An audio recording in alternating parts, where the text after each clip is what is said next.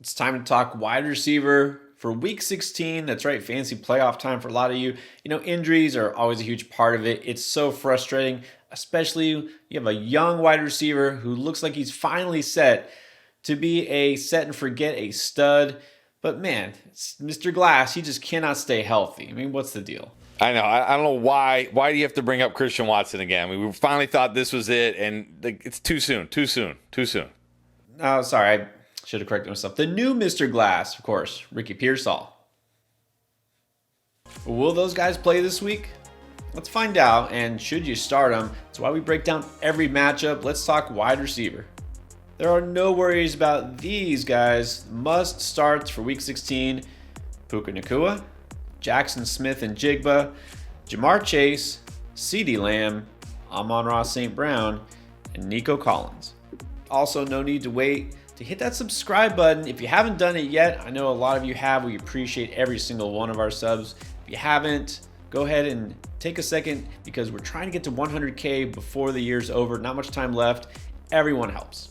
First game of the week is the Rams at the Seahawks. You have two elite wideouts here. Got Puka Nacua and JSN in the same matchup.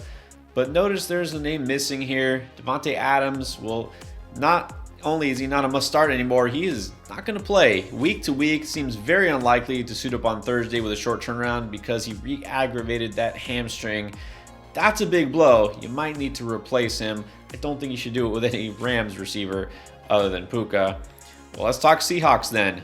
What about guys like Rashid Shaheed and Cooper Kupp? Hey, Rashid Shaheed, they're finally figuring out how to use this guy, I guess. I mean, he ran as many routes as Cooper Kupp for the first time all year, was targeted 7 times, and now he gets this Rams defense third worst versus wide receivers the last 4 weeks. Don't want to go crazy here, but maybe you can actually flex Rashid Shaheed this week, but probably don't want to flex or even start Cooper Kupp. No, I sometimes like to get cues. Say revenge game, like, nah, it's Cooper Kupp. You can just ignore him. But hey, Rashid Shaheed finally 9 receptions over the last 2 games.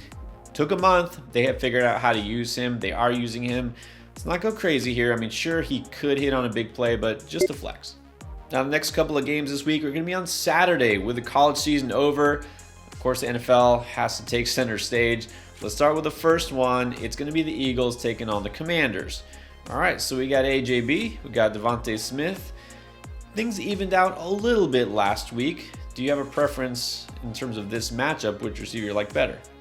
I still got to prefer AJB. I mean, finally after 3 straight weeks of big games, had just a okay game here, but this is a great matchup against the Commanders here. I would have a hard time benching AJ Brown this week. I'm going to say strong start, and yeah, Devontae Smith, I mean, look, it just, it's like, it feels like it should be there, but it hasn't been there, but he definitely has the upside. He's boom bust, but this is a spot where he could boom, so I'm going to say a strong flex, but if you're looking for like that home run, he's probably one of your best options. Yeah, it's going to be tough to keep AJB on your bench this week because it's the Commanders, and although he only had a couple of catches, one was a touchdown. The tough thing with this Philly offense is they almost have too many weapons. Last week they randomly decided to force the ball to Dallas Goedert. I don't know if they'll do that again, but still. AJB, I'll say high-end solid. And Devontae Smith, I go low-end solid. Feel a little less secure about his target share. What about this Commanders offense, which, in case you were wondering, no, JD is definitely not coming back. They have finally mercifully shut him down for the season. That's the smart decision to make.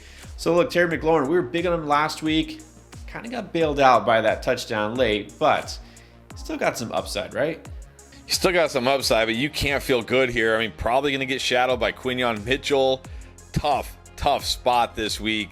But that said, there are not a lot of better options than Terry McLaurin out there. So I'm going to say low-end solid. And Deebo Samuel, I thought last week, Giants, no Zach Ertz, maybe. Nah, I should have stuck with my preseason, what I said about this guy, which was, this guy is going to be a bust and I am not drafting him. Yeah, he's a bust. Yeah, I feel like Deebo pretty much used up all the gas he had left in the tank early those first couple of weeks, and it's gone. No Deebo, no way. Terry, yeah, I don't think we can just keep him as a flex. He's the number 1 guy here. Mariota is serviceable. They're probably going to need to pass the ball plenty, so I think he remains a solid option. Game 2 on Saturday is going to be a rematch of the Packers at the Bears. All right, well let's talk about Mr. Glass, the original Christian Watson. I mean, sure enough, it's not even a joke. He left with injury on a failed reception that was intercepted by Pat Surtain. He landed on his shoulder, and that was enough to rule him out. Does he come back? There's making it sound like it's not serious, but again, there's probably a trust issue here with him at this point. And then if not, you know, Jaden Reed, Romeo Doubs, Dontayvion Wicks, Bo Melton, on and on. Yeah, I think, look, it sounds like they're optimistic about Watson. Let's hope he plays, because look, the last time played the Bears, 2 touchdowns, 89 yards and 2 touchdowns. So you want Christian Watson this week if he plays. I think if he plays, he's good to go. I'm going to say solid here. I'll say Jaden Reed, a flex. If Watson sits, I would probably move Jaden Reed up maybe to more like a strong flex, maybe even like low end solid. But assuming Watson plays, I'll say Reed just a flex. And then Doubs, just going to say a risky flex. Again, if Watson sits, maybe he just becomes like a normal flex. But I mean, what is the upside for Doubs? Not a lot. I mean, even if Watson does miss, I can't start Romeo Doubs. He had zero catches against this Bears defense a couple of weeks ago. And this team, they spread the ball around so much, they're back to their old ways, right? You got like 7-8 different guys catching the ball. So Reed could be a flex. You know, like he gets a couple of carries, he could score. Same thing we always say. But I agree, if Watson is good to go and clear before the weekend, I think he's got to be solid. I mean, the upside is still there. So this might have been more of a scare than anything. Let's hope so. Now, the injury situation might even be more perplexing in Chicago. Rome Odunze, as a lot of you know, was a literal last-minute scratch. I mean, we thought he was active, and then right before the game kicked off, well, there was some sort of a setback in warm-ups, so he sat. I mean, the stress fracture is clearly not healed. Who knows if he plays? And then Luther Burden, just when it looked like he was taking over, he left with an injury in the third quarter. I mean, this Bears receiver room is pretty much a headache at this point. Yeah, it is. I'd be really shocked if Rome Odunze even plays. Ben Johnson said something to the effect of like, we might need to protect him from himself. Like, they need him for the playoffs, right? They're going to be in the playoffs. They need him for the playoffs. They can't put him out there and risk like losing this guy for the season. I doubt we're going to see Odunze. And even if he does play, you can't risk it. This guy's far from 100%. I'll say if Odunze is out, as I expect he will be, I'm going to have to say DJ Moore is solid. The Packers have allowed the second most points to wide receivers over the last 4 games. And like we saw last week, I mean, he's back to being, he wasn't really the wide receiver 1. Luther Burden was actually the wide receiver 1 until he left with injury. But that brings me to Luther Burden, who also is dealing with an injury. I'll say if Burden plays, I'm going to say risky, solid here. Look, if Burden's out, DJ Moore, like, how do you not start DJ Moore if Burden and Odunze sit? Well, that's a fair point. I mean, if they're both out, then yes, Moore is going to be a solid option. But if not, I'm going to slide him as a high-end flex. I think Burden's the solid pick here. Again, this guy's been coming on. I am one of the Burden believers. He was one of my favorite receivers pre-draft. Looked like a terrible spot. Might actually be a great spot for him as it turns out here. So again, I'm assuming Odunze doesn't play, and if he does, I don't care. If Burden is good to go, I think he's earned solid status here. Now we're going to get to the Sunday slate. First, before you set your fancy lineups, have you tried Underdog yet? Because there's still time left in the football season. You can get a gimme pick just for signing up as a new customer on Underdog. If you use code ENDGAME at checkout, you'll get a free pick plus up to $1,000 of a deposit match. That's bonus funds in your account, and then you play $5 towards any pick, you get another $100 of bonus funds in your account. It's a good time still to try Underdog, and with the holiday season here, you know those promos and those profit boosts are just going to continue to roll in. So try Underdog and make sure you use code ENDGAME at checkout. All right, now we got the Chargers taking on the Cowboys. So CeeDee Lamb, well, he's proven he is still trustworthy and start-worthy. Before we talk about his teammate, let's get to the Chargers receiving room, which is kind of a big old mess as well. We now all of a sudden see Trey Harris in the mix. Quentin Johnson was out. Oh yeah, KLS, he scored a touchdown. But, I mean, let's face it. The fantasy relevant guys here are still just Lad McConkey and Keenan Allen, right? Yeah, I mean, maybe if QJ plays, but even if QJ plays, I don't really want to take a chance here. I'm going to say, Lad, come on, it is the Cowboys. They are still horrible against wide receivers, horrible against the pass. This has to be it for Lad, right? Like, it has to happen this week, right? Like, I'll say risky solid here, and then I'll say Keenan Allen a strong flex. Keenan Allen actually had more targets than Ladd last week, because why not? So it's the Cowboys. You got to feel at least okay about these guys. I wish I could, but I mean, we can't ignore this prolonged stretch now. Ladd McConkey doesn't even have 100 yards total over the past month. He hasn't even hit 40 yards in a game. I mean, he's barely getting targeted, or at least when he is, they're not connecting. I mean, Justin Herbert not 100%. I know it's the Cowboys, but at the same time, this is a Cowboys team that knows they're not making the playoffs. The Chargers are going to be a little more run heavy, I think. Ladd to me is a high upside flex, but just a flex. Keenan Allen is like barely a flex, and QJ is off the map for me. All right, now, I think the $1 million question at wide receivers, what do we do with George Pickens? Look, I'll just say this, my top 10 playoff list, if I could take one pick back, it would be Pickens. I really thought that he would be totally fine, and in fact, maybe even better down the stretch. But then again, I also didn't think the Cowboys would lose to like the Vikings last week. So, I mean, I know you're probably not just sitting Pickens, but how good do you feel? Well, you can't feel good after the last 2 weeks, and now they got to play another tough defense here against the Chargers, but they are at home. But that being said, they were also at home on Sunday night, and that didn't seem to help. I can't ignore what we've seen from George Pickens for an entire season, you know, and then just look at what like recency the last 2 games here. There is legitimate concerns. Like, this has always been a concern with George Pickens. Like, does he just decide to like stop caring for periods of time? Probably. Will he care this week? I don't know, but I would have a hard time benching George Pickens, even in a tough matchup. It's risky, but I'm still going to say solid. It definitely is risky. I mean, look, at this point, if you're in the semis, the championship, do you want that risk? You probably have good options. So I think he's probably the highest of the flex options here. I'm sticking him down there because honestly, at this point, think about it. The motivation for Dallas has been playoffs. That's gone. The motivation for Pickens right now is contract, right? He wants to get paid. It doesn't mean it has to be from the Cowboys. Now, if he was smart, he would give full effort, but he doesn't seem to be doing that lately. And I think maybe Dak has lost a little bit of trust in him because we've seen the target share go down just kind of gradually the last couple of weeks. So that concerns me. The matchup isn't great. So I don't think you have to start him. Do you want to get advice from Pierre and myself at the tip of your fingertips? Start sit, waiver wire, trades, and more? Well, you can do all of this and more on our new app, Draft Lane. We have the ability to view your roster, waivers, and more to give you the right feedback to make the perfect choice. Download Draft Lane from the App Store or Google Play, or use these handy QR codes. And first-time users can use code ENDGAME to get 10 free credits and get your questions answered today. The Vikings at the Giants this week. I mean, not only do you not have to start Justin Jefferson, is there a reason that you can justifiably say he should be in your lineup at this point? You cannot start Justin Jefferson. That was the Cowboys last week, and it didn't happen. There's no way you can start Justin Jefferson. I'll say Jordan Addison, a strong flex. For whatever reason, McCarthy seems to have no problem throwing the ball to Jordan Addison here. But, I mean, again, there's not a tremendous amount of upside here. And then, look, Jalen Naylor, we've seen this a couple times now where he has this random big game, and then the next week we get all these Jalen Naylor questions, and the dude does nothing. You want to take a chance, go for it, but it's risky. It's risky, but I'd rather take that risk for Naylor than JJ. Yeah, there's no way you can start Justin Jefferson. But again, Addison, Naylor on the flex radar because for some reason, McCarthy seems to like them. Not the best receiver in the world. Now, for the Giants, you know the usual suspects. You got Wan'Dale Robinson.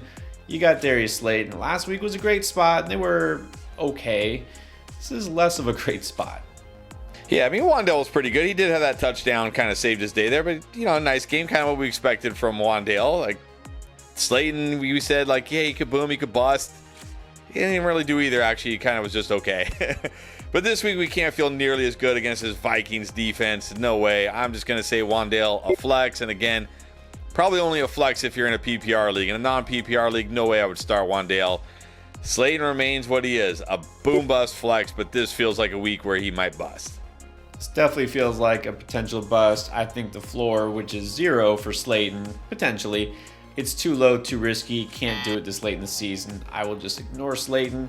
Wan'Dale, of course, always at least a flex because he gets so many targets, but that's it.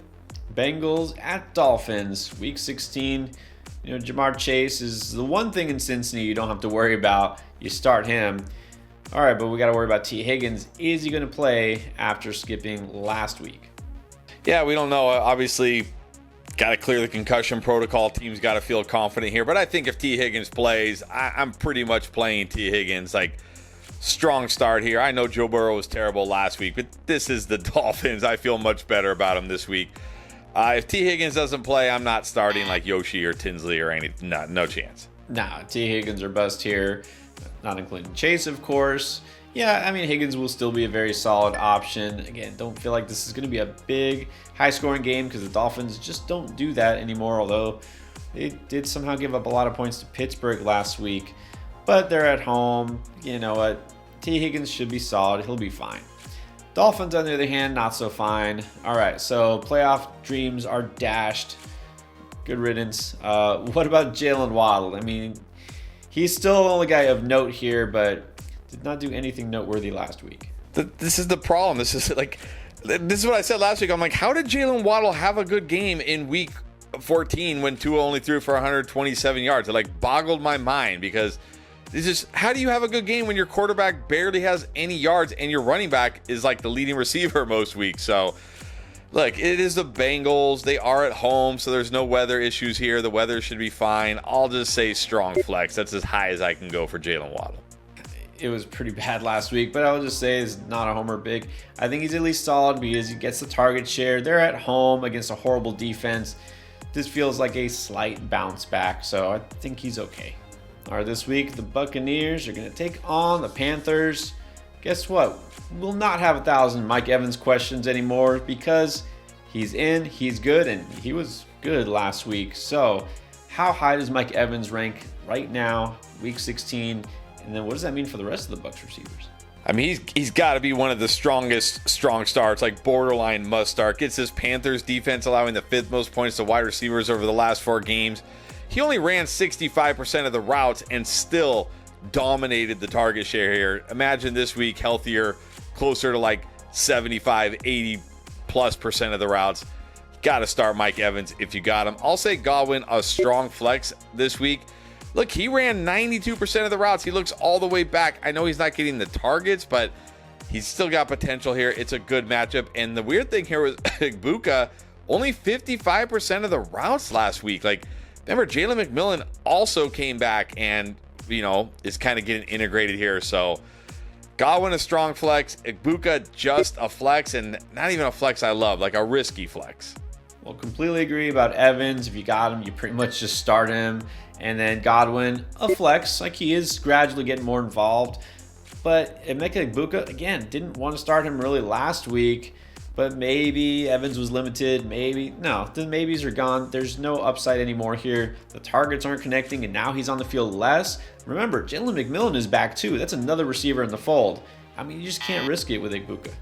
And then Tetaroa McMillan, still out there for the Panthers, although, yeah, again, it's hard to tell sometimes. I mean, this guy has so much talent, but you feel like it's kind of being wasted in this pass offense most weeks. And then I guess we should talk Jalen Coker because he did score. In fact, he was the leading receiver for the Panthers last week.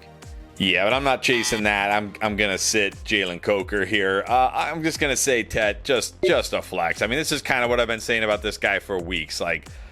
Feels like he's been living off touchdowns recently. Didn't score last week. Really does not even have a floor here. This is almost touchdown or bust. Just a flex. Pretty much is. In the last 3 games combined, barely over 100 yards. It's not a high enough ceiling, a flex, and honestly preferable in a standard league than a PPR league. Now we got the Jets taking on the Saints. So we saw the debut of Brady Cook, and it was pretty much what you'd expect. He did throw a touchdown to A.D. Mitchell and also threw 3 interceptions, and they got blown out because it's the Jets. But because of that, because of the stat line, do you have a little bit of hope maybe left in Adonai Mitchell? Any hope in John Mechie or Isaiah Williams? No hope in those other guys. We've seen this movie from Adonai Mitchell before, right? Big game, and then the next week absolutely kills you. We don't know if it's going to be Tyrod or Brady Cook at the time we're filming this. I'm not sure it matters. I'm just going to say Mitchell a flex, but you know the risk here. Oh yeah, the risk is he just vanishes again. But as I mentioned in the waiver video, the encouraging thing is with Cook, he was clearly the favorite target, 9 targets here. You know he's got that big play upside. Doesn't mean it'll happen. I mean, obviously, if it is Tyrod Taylor, that would make you feel even better. Because it's the Saints, I could say Mitchell is flex worthy. The other guys aren't. And because it's the Jets on the other side defensively, who just gave up almost a 50 burger to the Jaguars, how good do you feel about guys like Chris Olave and, dare I mention, Devon Villay? Hey, look, he came through. He had a decent amount of catches and yards last week. It's the Jets. I think you can flex Villay. It's risky here, but you can take a chance. And then I got to say Chris Olave, very solid this week. You know, really last week he came through. It wasn't the last drive because they had that really short drive for the game-winning field goal, but like the drive prior to tie the game, all his production came on that drive. He was doing nothing the entire game up until that point. But it's the Jets. Like, they are so bad on defense. I think you got to take a chance. And Tyler Shuck actually looks pretty good. He does. I'm glad you said that. I mean, look, he's experienced. Experience counts, right? That's the most important thing. Chris Olave, it's kind of ironic that from the first couple of years in the league being the most unpredictable, volatile receiver, he has been Mr. Consistent. You've got to feel just totally solid with him, and that's what he is. Again, solid. Against the Jets, again, we can't go crazy because he's still on offense that's somewhat limited. And in Villay, yeah, at least he's kept himself on the flex radar. Now we got the Bills taking on the Browns in Cleveland. So as far as Buffalo, I mean, you know, it's all about the running game here. But if there's a receiver worth discussing, I think it's Khalil Shakir. Kind of made an appearance in the box score last week. Do we really have to talk about Keon Coleman still, really? No, we don't start Keon Coleman, please. I'll say Shakir, a strong flex. Like the Browns have not been as good defensively lately for some reason. I mean, maybe they're just packing it in, right? Maybe they're just like, it's over, whatever. But still, how good can we really feel about Khalil Shakir here? Just a strong flex. Yeah, the Browns definitely feel like a team that's ready for the season to be over, ready to go fishing. Sometimes I feel like I want to be higher on Shakir, but then it's like they distribute the ball so much, they run the ball so much. Are they really going to have to pass the ball that much against Cleveland? So I can't go higher than a flex for Shakir. You know, as far as Jerry Jeudy or maybe even Isaiah Bond or any receiver in Cleveland, I don't think I can go higher than sit. Same. Took a chance that maybe you could flex Jeudy last week. No. I will just say we need to give Jeudy credit in the box score. He should have gotten an interception to his name for giving that to the Chicago defender, basically gifting him an interception. But you won't see that. This week, the Chiefs are taking on the Titans. You know what? This would have been an absolute smash spot for Rashee Rice if he had Pat Mahomes, but he doesn't. He's going to have Gardner Minshew. You already know Mahomes is done for the season. So what does that mean for all the Chiefs pass catchers? Well, you can't feel great here. I mean, I'm not even going to consider any other Chiefs pass catchers, but I'm going to still say Rashee Rice solid, but like risky solid here. Like you can't expect the upside from Rashee Rice anymore, but it's the Titans, and Rashee Rice isn't a guy that depends on down the field shots. Guy who catches short passes anyways. Noodle arm Minshew can still get him the ball enough, I think, to at least give you a floor. Yeah, I mean, the targets will be there, but are they going to be catchable? Here's the thing, without getting too deep into the stats, and Rashee Rice basically feasts off the fact that he gets such a high rate of catchable targets because he had Pat Mahomes at quarterback. So I think we're going to see a massive drop here, specifically for Rashee Rice. So I think he's just a flex. I mean, that's as high as I'm going for him. And I didn't really have a lot of interest in the rest of the receivers in Kansas City anyways, and now 0. And that pretty much goes for pretty much every receiver in Tennessee at this point, especially against Kansas City, right? Exactly. You never know who it's going to be on a week-to-week basis, and sometimes it'll be like last week, the tight ends. Yeah, you can't do it here. Jaguars at the Broncos this week. Should be a very interesting one. We've got a lot of receivers to break down here. Obviously, 2 good defenses, but 2 quarterbacks that have been red hot too. So let's see what gives. All right, so now in Jacksonville, of course, Jacoby Myers has been, kind of taken over as number 1 guy, but BTJ, don't look now, slowly coming on as well. And Parker Washington is in the fold too. But they get the Broncos on the road. So what happens? Yeah, Parker Washington barely involved anymore. Can't do it here. BTJ Jacoby Myers, interesting when I was diving into it a little bit more. I might be a little more nervous about Jacoby Myers this week because he's playing like 81% of his routes. Like last week, 81% of his routes were on the outside, whereas BTJ was like, he was still mostly on the outside. It was like 60-something percent, but he does go into the slot a decent amount. So he might avoid Surtain a little bit more than Jacoby Myers here. And BTJ, 3 end zone targets last week, not to mention had a higher first read percentage.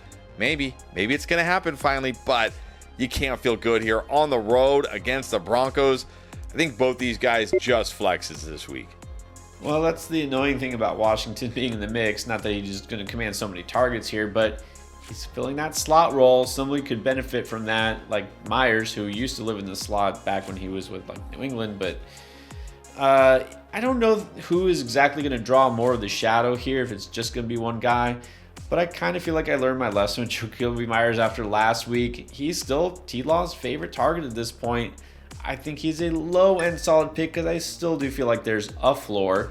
And then BTJ, barely under him. I'll say high upside flex. They are definitely integrating more in the offense in a different way than they did last season. If you read the reception perception breakdown Matt Harmon did on him, it's really good stuff. I mean, they're just using him in a different role, more crossing routes, etc. So it makes you feel better, but this is just too tough a matchup to say more than a flex. And then for Denver, well, things seem to be changing on a weekly basis there too. Okay, Courtland Sutton is, I think, still the guy, but all of a sudden, Troy Franklin has reemerged. So what gives? Yeah, Sutton's still clear to the guy. Remember, there was a little stretch there. People were worried, but yeah, I think he's shown he's still the guy here. Again, you cannot feel great this week. This is a tough matchup against the Jags, but Bo Nix does play much better at home. They're at home again. I'm going to say Sutton solid. And then we saw with Pat Bryant out last week. Troy Franklin right back to the number 2 wide receiver like he was for many weeks here. But again, this is against the Jags defense. This is not a good spot. Just going to say a flex for Franklin. Yeah, Franklin been very unpredictable and annoying. He could be flexed if Bryant is out again. And then I was definitely too low on Sutton last week. He continues to be solid. I think he can at least still be solid because the Jags, of course, are good defense, but they don't have a shutdown corner, like Surtain and the Broncos do, so I think he'll be fine. Now let's talk Falcons at Cardinals.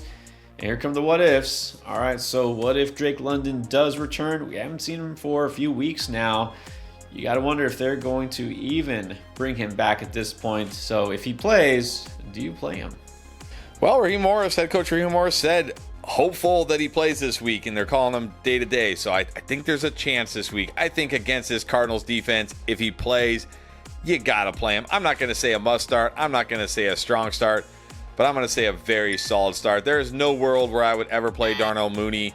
You shouldn't even have Darnell Mooney on your roster. And I will say, if Drake London sits, you can consider David Sills. He's at least had a floor with Kirk Cousins, but only if London sits. Yeah, I was very on the fence about recommending Sills as like a deep league waiver option. I couldn't do it. I mean, not just because London might play, but are you really going to put David Sills in your fantasy lineup for the championship or the semifinals? I can't do it. Don't trust Kirk Cousins enough. I will trust Drake London enough if he plays. This Cardinals defense is all sorts of ravaged in terms of injury, just like their offense. So good spot.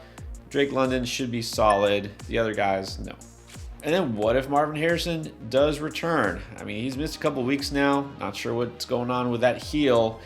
What does that mean for him and Michael Wilson, who, hey, wasn't that bad even against the Texans? Yeah, I'm just going to say this. The Falcons have allowed the 4th most points to wide receivers over the last 4 games. Jacoby Brissett is the GOAT this year. He's the GOAT, like no doubt about it. The GOAT quarterback, Jacoby Brissett. Whoever it is, Marvin Harrison, Michael Wilson, whoever it is, you have to start them. Must start, strong starts. Well, I think they're both definitely solid if they both play, and if Harrison is out again, which is very possible, I'll slide Wilson up to the highest of solid options here. He should smash again. Raiders at Texans. Doesn't matter the matchup. Nico Collins is a must start, and I don't think it matters the quarterback. If you have a Raiders receiver, you should be questioning what you're doing with your fantasy roster, because why do you have a Raiders receiver on your roster?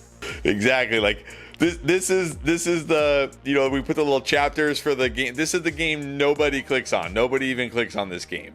Nobody's even watched. No one's even gonna know we filmed this part. Honestly, no one's even gonna watch this. Sit them. No, I could be talking about Tim Brown, great Raiders receiver, legend from the 80s, early 90s, great kick returner. I mean, if you want to see some good Raiders receivers in the passing game that was clicking, check out his highlights. But as far as the Texans receivers, I mean, after Nico, it's like, okay, Jaden Higgins, he's kind of been a thing for a couple of weeks, but sort of vanished last week. Yeah, I kind of thought like he could be a sneaky good flex last week in a good matchup, and he completely disappeared. And he had like one target in that game. You can't take the chance here. Way too much risk. Good player, some promise. I know it's a good matchup, but still, just not enough here in terms of target share. Steelers taking on the Lions this week. Amon-Ra St. Brown, thankfully healthy, good to go, and absolute must start. And as far as Pittsburgh, well, there's only one receiver to discuss. It's DK Metcalf. Hit on a monster game last week, but he's now actually been productive 2 games in a row. Do you trust him here? Well, trust is a strong word for anybody in this Steelers offense, especially the passing offense, but this Lions team has been terrible against the pass. You got to think, unlike last week where they were rolling the Dolphins, they're going to probably get rolled by the Lions this week, especially if TJ Watt isn't back. They're going to have to throw it a lot. He doesn't have a huge ceiling even in this game, but I think he at least has a chance to score again. So I'm going to say low end, risky, solid. Well, I think he should be solid because we've seen this looks like DK Metcalf finally. This is the guy that we remember making big plays down the field. He's actually getting those targets down the field, and like you said, they're going to need him. He might see one of the biggest target shares of the season. So yeah, I think he should at least be solid here. Then believe it or not, Jameson Williams, we can actually call him solid too. He continues to produce. This is actually becoming a regular thing for him. Does it keep up?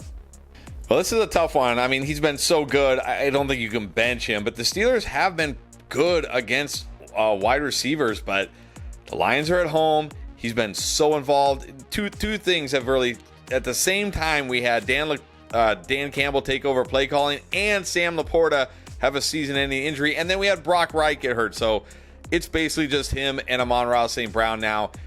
You got to start him this week. I'm going to say very solid. Yeah, exactly. Nothing to scare you off of him. He's making those big plays. He's got that upside that you want. Of course, the targets are never guaranteed, but look, the Lions, interestingly enough, I mean, partly due to injury, of course, especially at tight end, but they've kind of like narrowed down the target distribution here. Fewer guys are involved in that passing game, mainly because of injuries, but J-Mo has been productive. It's going to keep up. He's got to be solid.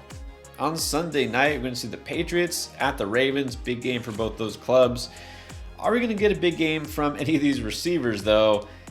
Kind of feels like no these days for any Patriots receiver, and I regret being optimistic about Stephon Diggs. He's just not done a whole lot for a month now. Yeah, that's what I was worried about for Stephon Diggs last week. We'd seen before the bye, he was hardly running any routes. Came out of the bye, hardly ran any routes, like 50% of the route. He's hardly out there. I mean, maybe they're just saving him for the playoffs. I don't know, but he's hardly out there. You can't start Diggs. Booty is boom bust, but this feels like it'll probably be a bust. You can't start him. And look, Mac Hollins randomly out there just like Drake May just chucking the ball. Where's Mac Hollins? But come on, are you putting Mac Hollins in your lineup this week? I'm not. I'm not putting any Patriots receiver. I've learned my lesson, and I keep saying it. There's one thing I know about NFL football. It's don't trust Josh McDaniels. No, I'm not doing this anymore. No to all pass receivers. In Baltimore, I mean, it's still just Zay Flowers. We'll say, though, last couple weeks, he's now starting to come on a little bit. Does it continue? Well, I don't know. This is not a great spot for him here. Pat's 6 toughest versus wide receivers over the last 4 games, but at least he has shown his upside again here. So I'm going to say like low end, risky, solid. To some extent, Baltimore is a little bit annoying too in how they distribute targets. You thought it would be the tight ends last week, and not at all. Zay Flowers was involved. I still think he's got enough upside. He can be slightly more than a flex, except for the matchup, like you said. So just a high-end flex. Then Monday Night Football, it's going to be the 49ers at the Colts. So, well, Mr. Glass 2, Ricky Pearsall, just when you thought you could trust him, maybe. We'll see if he even plays. His practice, schedule is in doubt here. I don't even want to think about it anymore. Just done with this. What about Jauan Jennings?